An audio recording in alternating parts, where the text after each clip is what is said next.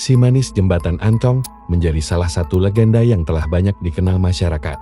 Hal itu ditunjukkan dari cerita Si Manis Jembatan Ancol yang diabadikan dalam serial hingga film. Legenda Si Manis Jembatan Ancol yang berawal pada abad ke-19.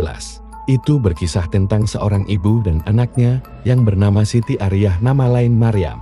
Kala itu, Ariyah masih berusia 16 tahun dan tinggal di sebuah pavilion yang dimiliki juragan kaya raya. Dikutip dari merdeka.com, juraga itu merayu dan berniat menikah Ariyah, namun ditolak olehnya. Menurut Ariyah, keinginan itu hanya untuk menjadikannya salir juragan, tak mau dinikahi juragan tersebut.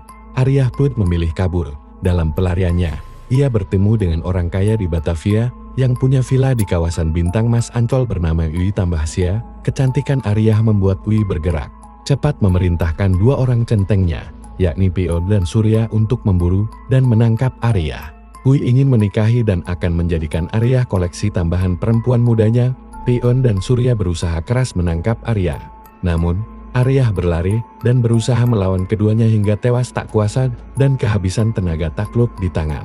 Kedua centeng tersebut di bendungan Dampet dekat Danau Sunter yang kini terkenal sangat angker. Mayat Ariyah dibuang begitu saja di area persawahan sekitar 400 meter dari jembatan Ancol.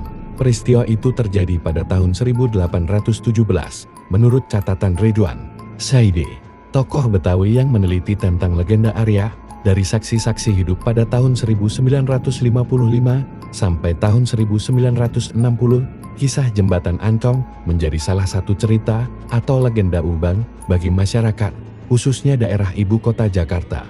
Bukan hanya menjadi buah bibir masyarakat, kisah yang menyertai keberadaan Jembatan Ancol ini bahkan diangkat menjadi film layar lebar. Kisah Jembatan Ancol menceritakan sosok si manis yang konon gemar muncul di Jembatan Ancol.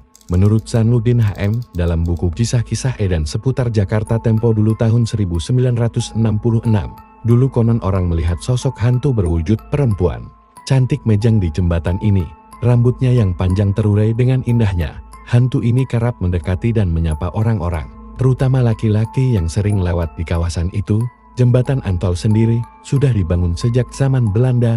Saat itu keadaan di sekitarnya memang sangat sepi, terlebih pada malam karena tidak ada lampu penerangan. Banyak masyarakat yang mengaku bertemu dengan sosok hantu perempuan ini. Kepopuleran cerita Si Manis ini membuatnya terkenal sebagai Si Manis Jembatan Ancol. Namun kisah Si Manis Jembatan Ancol tidak pernah semanis penamaannya. Cerita rakyat ini seperti menutupi kisah kelam di balik peristiwa yang terjadi di sekitar Jembatan Ancol pada masa itu. Kisah hilangnya nyawa perempuan yang diceritakan kini berwujud hantu untuk membalas dendam. Menurut Syahbudin dalam bukunya Legenda Si Manis Jembatan Ancol tahun 2012, si manis tersebut bernama Maryam. Ada versi lain yang menyebut nama aslinya Siti Ariyah. Ia merupakan seorang kembang desa yang meninggal karena menjadi korban perbuatan asusila. Lalu jasadnya dibuang di sekitar Jembatan Ancol. Kawasan Ancol sebelum dibangunnya proyek wisata Ancol juga dikenal sebagai sarang monyet yang hidup di semak. Seringkali monyet ini muncul di jalan raya.